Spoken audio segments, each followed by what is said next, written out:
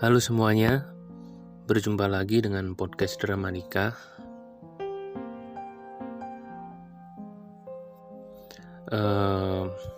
Sebelum saya mulai cerita hari ini, buat teman-teman yang belum follow Instagramnya Drama Nikah, segera follow ya.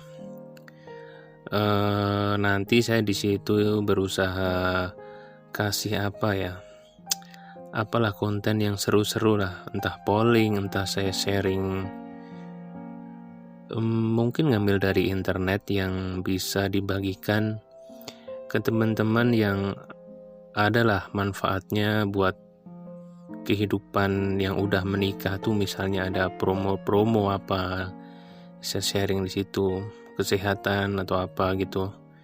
Nanti saya ambil datanya yang valid, misalnya dari internet atau apa gitu. Yang penting nanti ada kontennya di situ. Yang pasti saya berusaha IG-nya itu digunakan untuk hal yang ada manfaatnya lah, kurang lebih kayak gitu. Dan di situ nanti saya bisa share cerita podcast yang baru aja di-upload, biar teman-teman gak ketinggalan ceritanya. Dan teman-teman jangan lupa juga subscribe YouTube-nya Drama Nikah. Kalau misalnya teman-teman gak tahu, nanti DM aja linknya mana gitu. Sebenarnya sih di bio ada ya. Kalian bisa komen, bisa share ke teman-teman kalian biar konten ini makin banyak yang dengerin. Teman-teman juga follow Spotify, namanya Drama Nikah. Sebenarnya kalau teman-teman mau dengerin yang kuotanya lebih kecil itu di Spotify ya. Tadi saya sempat bikin polling di Instagram, lumayan seru ya. Ada kebanyakan sih saya tadi polling sudah menikah belum, kebanyakan sudah menikah. Ada yang pernah selingkuh nggak sih, ternyata ada, dan ternyata menarik banget sih itunya, alasannya itu. Dan kebanyakan sih faktor ekonomi ya. Terus pernah pengen cerai nggak sih ketika berumah tangga? Ternyata lumayan juga yang jawab pengen cerai. Dan mereka rata-rata pengen bertahan ya gara-gara anak atau karena malu ya dengan keluarga kalau misalnya cerai. Oke, gak usah bertele-tele, langsung aja ke cerita hari ini.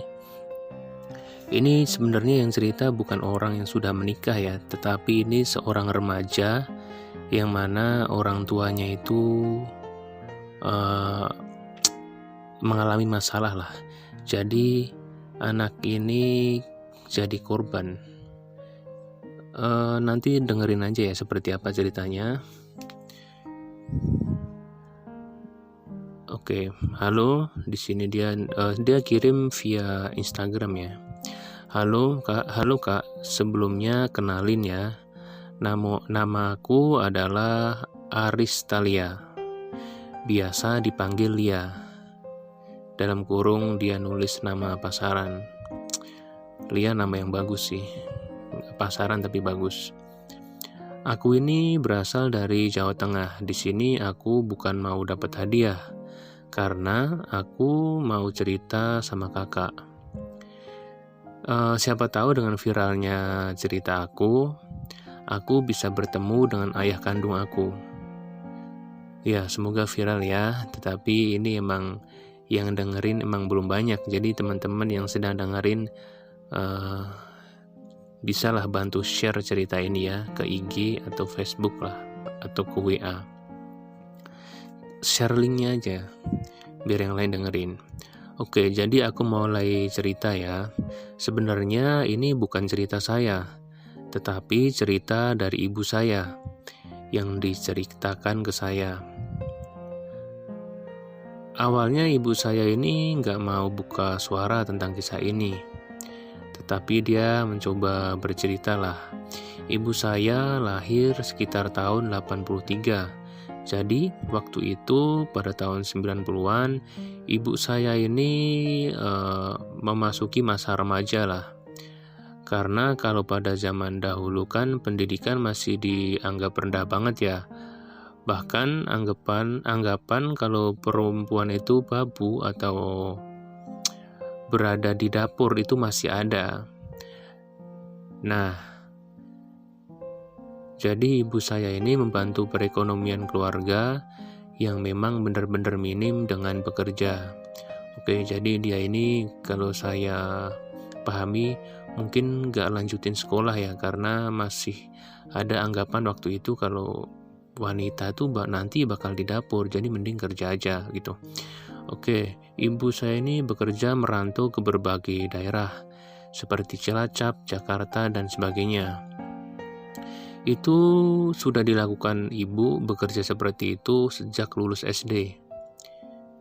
Ibu saya ini termasuk orang yang benci lah.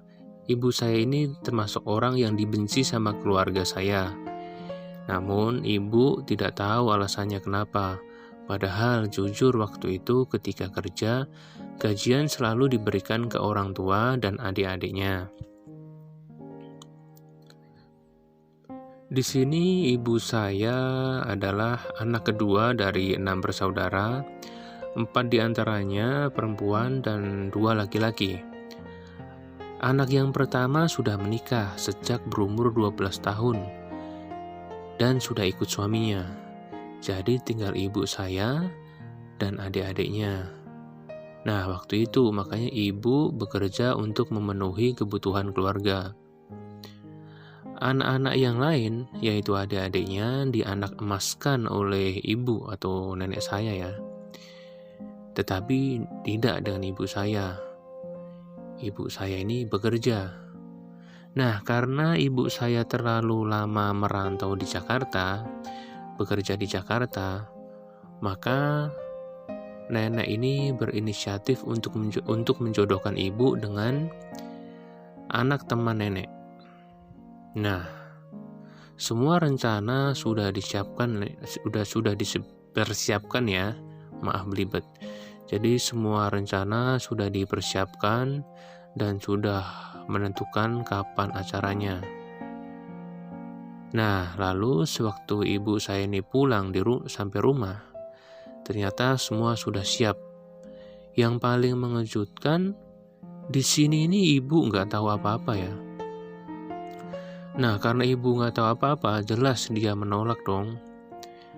Karena ibu ini masih terlalu kecil lah, masih muda untuk menikah. Dan dia dijodohkan dengan seorang duda yang umurnya 30 tahunan. Nah, duda ini katanya ditinggal selingkuh oleh istrinya. Memang sih kayaknya duda itu waktu itu senang mendapatkan ibu, karena pada saat itu ibu merupakan kembang desa yang banyak lelaki yang deketin. Nah, setelah itu ibu memutuskan untuk pergi ke Jakarta. Berarti di sini tuh dia nggak mau dijodohin ya, malah pergi ke Jakarta aja gitu. Beberapa setelah kejadian itu, berbulan-bulan di Jakarta, ibu ini ternyata ada orang yang menyukai. Orang yang di Jakarta ya, mungkin temannya. Jadi ada seorang yang selalu nemenin ibu bekerja, terus kemudian memberikan makan. Intinya dia ini seperti lelaki yang berusaha deketin seorang wanita lah. Nah, karena itu ibu saya ini akhirnya menyukai lelaki tersebut. Nah, namun karena ibu harus ke Sumatera, sehingga ibu LDR dengan kekasihnya yang lelaki tadi ya. Jadi ibu ini pergi ke Sumatera, jadi pisahlah hubungan jarak jauh dengan laki-laki itu.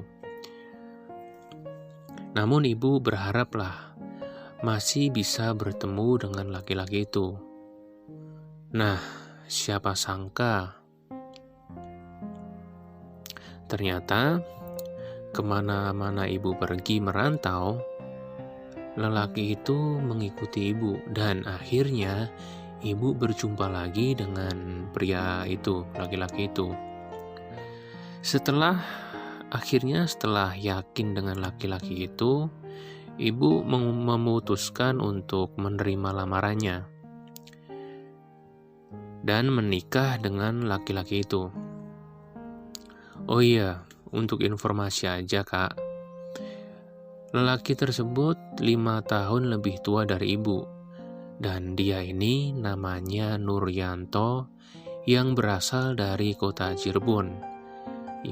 Ingat-ingat teman-teman ya, namanya Nuryanto. Jadi tadi kan di awal sudah disebutin, teman kita ini, pendengar drama nikah yang telah mengirimkan cerita ke saya, dia dari lahir sampai sekarang belum pernah ketemu ayahnya yang namanya Nuryanto berasal dari Cirebon.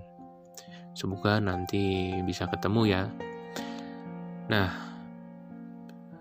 untuk menikah dengan laki-laki ini akhirnya ibu meminta izin dengan nenek.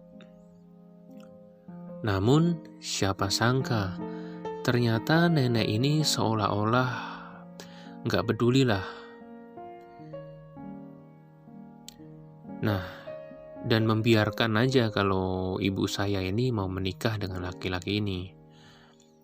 Seolah-olah ibu nggak dianggap sebagai anaknya. Mungkin nenek seperti ini gara-gara perjodohan yang batal di sebelumnya itu. Nah, awal-awal pernikahan dengan laki-laki ini berjalan lancar.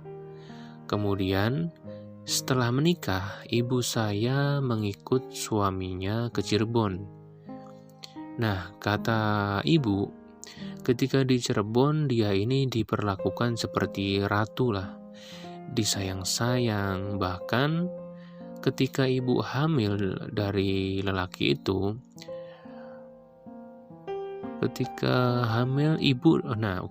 jadi ketika hamil ibu dari laki-laki itu atau mertuanya itu katanya sayang banget dengan ibu. Jadi mertuanya ini pernah bilang ketika ibu hamil, dia bilang kalau anaknya perempuan, nanti aku bikinin pesta loh kamu.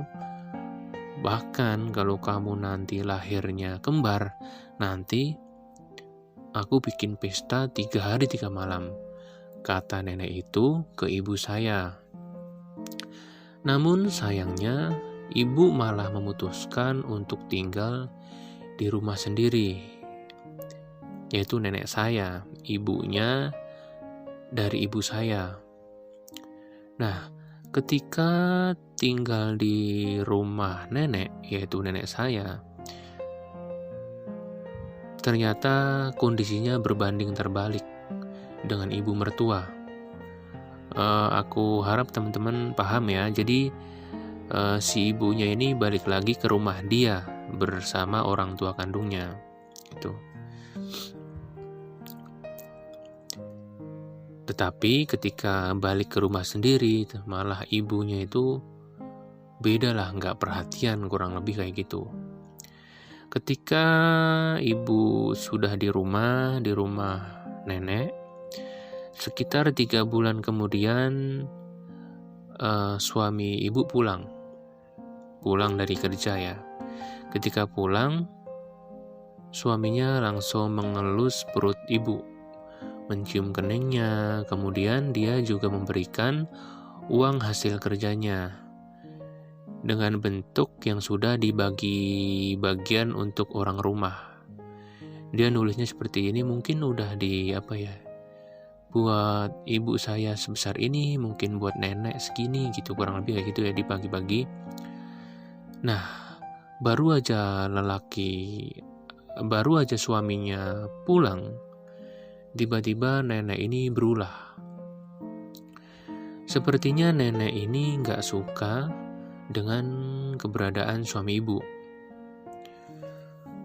Karena gak suka, dia ini membanting semua barang-barang yang ada di kamar. Bahkan dia ini melukai diri sendiri dengan tujuan kalau dia ini gak suka dengan suami ibu. Aneh juga ya. mungkin ngiris tangan ya. Aku sakit nih gara-gara kamu gitu, mungkin ya. Mungkin kali ya. Aneh juga sih.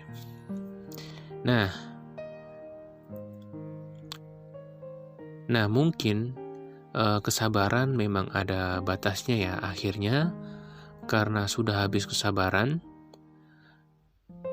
suami ibu bangkit. Berdiri, dia memberikan uang lagi sisanya ke ibu dan berkata, "Dek, Mas mau kerja lagi ya. Mas mau pergi, katanya ada pekerjaan. Ini Mas dapat info dari Pak D." Itu kata suaminya. Ketika mendengar itu, awalnya ibu ini melarang. "Loh Mas, kan baru pulang. Kok pergi lagi sih Mas? Udah, di rumah aja, biarinlah. Ibu itu emang kayak gitu sifatnya, sabar aja kamu Mas. Aku masih kangen, kamu jangan pergi dulu." Kurang lebih kayak gitu kata ibu. Tetapi apa boleh buat, suaminya tetap pergi. Jadi suaminya ini pergi gara-gara gak betah. Gak betah karena sifat mertuanya lah. Karena mertuanya juga kayaknya gak suka kalau lelaki ini tinggal di rumahnya. Kemudian bulan demi bulan telah dilewati ibuku. Lelaki itu atau suaminya masihlah memberi kabar, memberi nafkah ibu, ngirim duit, kurang lebih kayak gitu. Tetapi tiba-tiba waktu 7 bulanan kandungan, suami ibu atau ayahku ini, nah di sini dia mulai nulis ayahku. Tadi kan suami ibu atau lelaki itu ya. Jadi kata dia, tiba pada waktu 7 bulanan kandungan, ayahku ini tiba-tiba nggak kunjung kasih kabar. Padahal sebelumnya sering ngasih kabar, ngasih kiriman duit. Tetapi tiba-tiba nggak kasih kabar, bahkan nomor HP-nya pun tidak aktif. Ibu berusaha menghubungin keluarga mertua di Cirebon, tetapi tidak ada hasil. Bahkan keluarga yang di Cirebon, mereka ini taunya kalau ayah tinggal sama ibu. Nah, karena nggak dapat kabar apa-apa, ibuku sedih bukan main ya. Selang beberapa kemudian ada paket datang yang diantar jasa pengiriman. Ternyata paket itu isinya perlengkapan bayi yang dikirim untuk ibu. Ibu sebenarnya tahu ya kalau itu pasti dari ayah. Namun sayangnya alamat pengirimnya itu disamarkan. Bahkan ibu ini saking sedihnya ya, mengirimkan paket itu kembali kepada pengiriman. Nah, setelah beberapa bulan ibuku berusaha untuk memenuhi kebutuhan sendiri dengan mencari kayu bakar ke sawah, mencari makan dari kepompong ulat. Wah, makan kepompong ulat. Sedih ya, susah banget kayak hidupnya.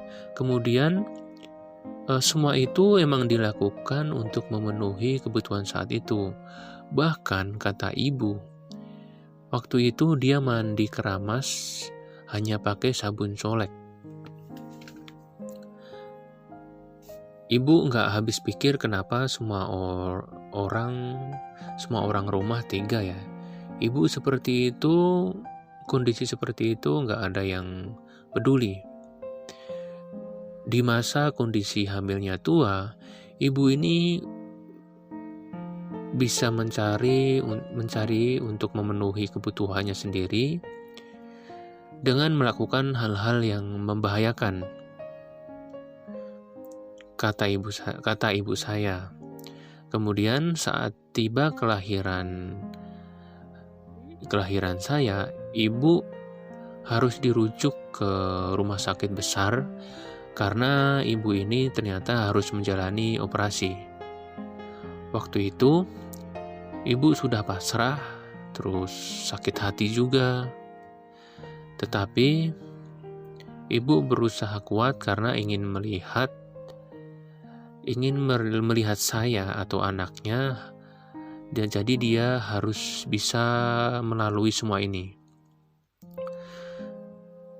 Kata ibu, waktu itu banyak ya tetangga yang mencela. Ada yang mengatakan ibu saya ini lonte, ada yang bilang janda nggak jelas, dan masih banyak cacian yang lain. Saat operasi sesar semua berjalan lancar, namun waktu itu ada masalah administrasi rumah sakit. Karena sudah pastilah ibu tidak mampu membayar semua ini. Tetapi akhirnya ada Pak D yang datang ke rumah sakit membantu ibu. Udah tenang, aku yang bayar semuanya ya. Udah, kamu fokus ke anak kamu, kata Pak D. Kemudian akhirnya ibu boleh pulang dari rumah sakit. Nah, setelah melahirkan baru aja pulang dari rumah sakit, habis di sesar, ibu ini langsung melakukan kegiatan rumah seperti biasa sebagai ibu rumah tangga, seperti menyapu, mencuci piring, mengepel, bersih-bersih rumah, dan lain-lain. Bisa dibayangkan ya, ini luka operasi belum kering, tetapi ibu harus bekerja seperti itu. Karena emang di rumah nggak ada yang peduli sama ibu. Kalau ibu nggak melakukan kerjaan itu sendiri, siapa? Nggak ada yang peduli dengan ibu. Bahkan kata ibu, waktu itu dia pernah melakukan percobaan bunuh diri beberapa kali, seperti meminum obat, meminum racun serangga. Namun, ketika dia mati, mau gak mau, saya harus mati juga, karena siapa yang rawat saya? Jadi semua percobaan bunuh diri itu gagal semua. Ternyata Allah masih ingin melihat perjuangan ibu, membesarkan saya seorang diri. Terkadang kami ini hidup hanya dengan belas kasihan orang lah. Karena emang kita nggak bisa makan, jadi mengharap dikasih orang. Dikasih makan, dikasih duit sama orang lain. Seiring berjalannya waktu, namun semuanya hanya berputar di situ saja. Tidak ada yang berubah pada kehidupan kami, bahkan kehidupan kami ini malah makin berat lah. Makin susah, makin berat. Bahkan di kondisi hujan besar, hujan badai, ibu saya ini waktu itu pernah mencuri kayu bakar ke hutan yang besar ya. Hujan-hujan besar, kemudian banyak petir menyambar, ibu mencuri kayu ke hutan hanya untuk dijual, ya untuk makan. Ketika banjir besar, ibu ini tetap diterjang lah untuk cari makan, walaupun akhirnya dia pulang karena khawatir dengan saya. Khawatir dengan saya yang selalu ditinggal di rumah sendirian waktu itu ketika saya kecil. Hidup kami selalu berjalan seperti itu ya, susah terus. Namun ibu selalu bersyukur hingga akhirnya saya bisa bersekolah. Saat bersekolah semuanya berjalan lancar. Dan waktu itu saya ingat ada banyak lelaki yang berusaha mendekati ibu. Namun semuanya ditolak karena ibu belum sepenuhnya pulih dan masih sakit hati dengan masa lalunya. Hingga ketika saya naik kelas, ibu naik kelas 4. Jadi waktu itu kalau nggak salah saya naik kelas 4, ibu saya dijodohkan dengan seorang lelaki yang saat itu dibilang dia ini tanggung jawab lah, dan berjanji akan membuat ibu saya tidak sengsara lagi. Hal itu diyakinkan dari pendapat orang lah. Jadi banyak orang yang kenal dengan dia, katanya orang ini baik-baik dan tanggung jawab. Nah, karena itu akhirnya ibu menerima lamaran dengan tanda kutip, yaitu dengan syarat lah intinya. Dan syarat-syaratnya ternyata dipenuhi sama lelaki itu. Tapi di sini tidak tertulis ya syaratnya tuh seperti apa. Oh ya, jadi lelaki itu dia ngasih tahu info juga. Lelaki itu inisialnya KY. KY, siapa nih? Dan lelaki ini usianya 10 tahun lebih tua dari ibu. Inisialnya KY, GY bahasa Inggrisnya. Nah, setelah persyaratan administrasi selesai dan ibuku sudah sah menjadi seorang istri melepaskan masa jandanya, ibu kemudian diboyong ke rumah KY atau suami barunya, dan aku juga diboyong ke sana. Sebenarnya ketika awal-awal di sana, di rumah ayah tiriku, sudah terlihat kalau keluarga dia ini tidak menyukai keberadaan aku dan ibu. Apalagi pernah ya waktu itu, ayah tiriku membentak aku gara-gara aku ini minta disuapin lah aku. Jadi ayah tiriku sedang makan, nah tiba-tiba aku minta disuapin. Dia ini gak suka dan membentak aku. Sampai aku nih menangis ketika dibentak. Apa sih salahnya seorang anak yang tidak pernah punya ayah, tiba-tiba ingin bermanja ke ayahnya? Kemudian ibuku menegur ayah tiriku.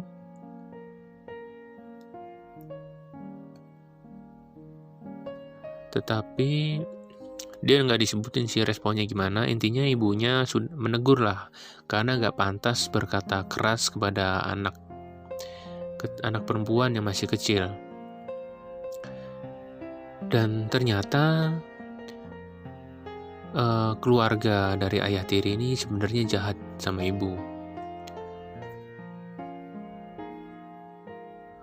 Padahal ibu itu di sana nggak diam aja, ibu juga kerja membantu ekonomi keluarga ayah atau ayah tiriku, yang pastinya halal. Tetapi ibu malah pernah ditipu dengan cara membayarkan hutang dari saudara bapak. Jadi ibu ini suruh bayar hutang dari saudara bapaknya dengan jaminan sawah. Namun keluarga bapak berusaha untuk mengembalikan sawahnya yang sudah jadi punya ibu kembali kepada saudaranya. Saya kurang tahu ya, ini agak kurang jelas nulisnya. Jadi intinya tuh ibunya pernah ditipu. Mungkin sawah ibunya itu digadaikan untuk bayar utang bapak ke saudaranya, kurang lebih kayak gitu ya.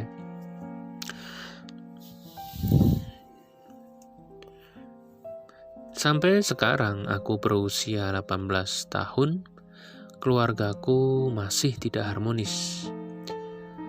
Tetapi ibu selalu mengajarkan aku untuk bersyukur dalam keadaan apapun. Bisa dibayangkan ya, selama hidup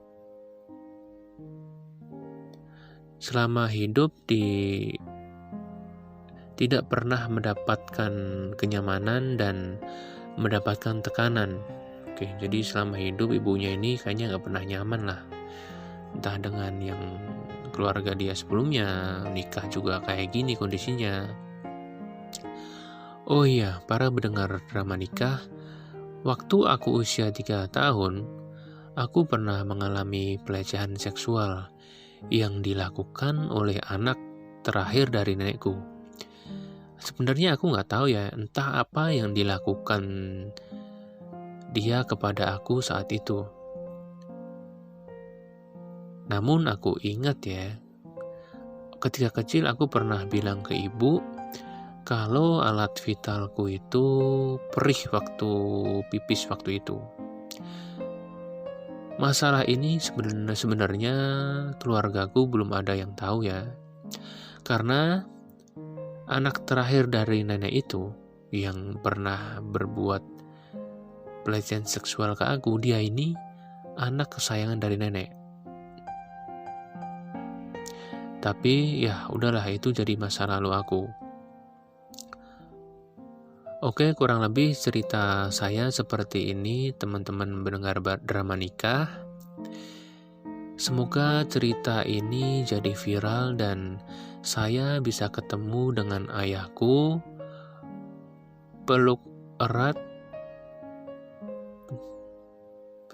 untuk ayah kandung aku. Oke, kurang lebih kayak gitu. Karena aku sama sekali belum pernah ketemu. Wow, sedih sekali ya.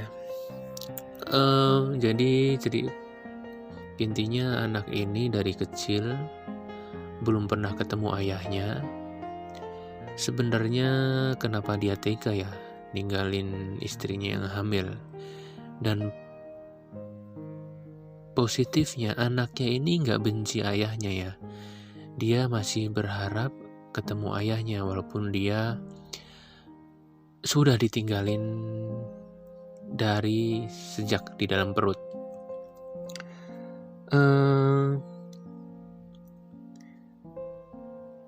Ketika membaca cerita ini, saya jadi ingat orang tua saya. Karena saya juga sama ya, terlahir dari orang yang tidak mampu. Mungkin mirip ya, karena orang tua saya juga gak bisa baca tulis, tinggal di kampung. Waktu itu, sekarang sih hidup saya udah agak lumayan ya. Tetapi ketika saya lumayan keadaannya, ibu saya ini udah meninggal. Aduh. Jadi ibu saya dari kecil, ini hampir sama ya. Ibu saya tuh dari nggak sekolah SD sih malah.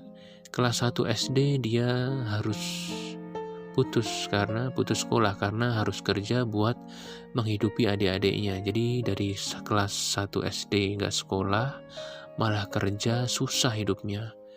Terus udah menikah ibu saya, sampai punya anak saya, sampai saya SMA itu masih susah ya. Saya ingat waktu itu di tahun 2012 ibu saya ini penghasilannya seingat saya 12.000 per harinya ya waktu itu ya. 12.000, aduh, 12.000 tuh buat apa gitu? Buat beli beras dapat sekilo ya. Cuma nggak setiap hari kerja gitu. Ya waktu itu saya SMA aja uang sakunya 7.000. Buat bayar angkot sisa PP sisa 2.000. Penghasilan ibu buat bayar sekolah sih. Jadi sampai saya dewasa dan saya waktu itu kondisinya belum berhasil. Ibu saya meninggal. Nah saya sekarang udah ya belum berhasil tapi udah cukup hidupnya. Ibu sudah meninggal, ibu nggak bisa merasakan nggak bisa pernah merasakan kesuksesan aku lah. Jadi saya punya gaji segini nggak bisa beliin ibu gitu, kurang lebih. Jadi ibu hampir mirip sih, ibu itu hidup nggak pernah bahagia, tapi saya berharap di surga dia bahagia. Karena pas waktu itu ketika meninggal, wah yang datang banyak sekali. Saya hampir terharu ya, karena kurang lebih gitu ya kejadiannya. Intinya banyak sekali yang datang. Padahal ibu saya meninggal di Jakarta, kampung di daerah Jawa Tengah. Di sana penuh orangnya gitu. Jadi ibu ini orang baik. Jadi balik lagi ke cerita ini, sedih sekali ya. Semoga suatu saat teman kita ini namanya Aristalia pengen bertemu ayahnya yang bernama ayahnya dari Cirebon ya, namanya Nuryanto. Oke. Jadi ibunya juga dari kecil susah, setelah nikah susah. Pokoknya kalau ibunya masih buat kamu Aristalia, tolong sabar sama ibu kamu dan semoga nanti kamu sukses bisa bahagiain ibu, karena ketika ibu meninggal dan kita belum sempat bikin dia bahagia, bakal nangis mungkin setahun pun belum bisa melupakannya. Karena ketika kita makan jadi keinget ya, waduh ibu belum pernah makan ini ya, belum pernah diajak jalan-jalan ke sini ya, kurang lebih kayak gitu. Oke. Jadi teman-teman, kurang lebih ceritanya seperti ini. Sebenarnya ini banyak banget ya nilai moral yang bisa diambil.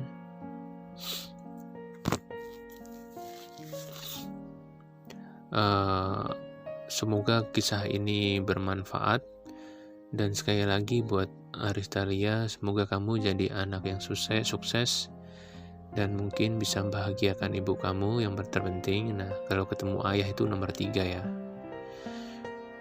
karena ibu kamu kayaknya belum bahagia ya dari kecil, dan dia tinggal di rumah mertua kalau nggak salah ya, tadi seperti yang diceritakan kayak gitu. Oke teman-teman, seperti itu ceritanya. Jangan lupa share cerita ini ke IG, ke Facebook. Kalian bisa dengerin ceritanya di YouTube atau di Spotify kalau mau yang ringan kuotanya di Spotify ya. Jangan lupa follow juga Instagramnya. Oke, terima kasih di cerita-cerita yang selanjutnya.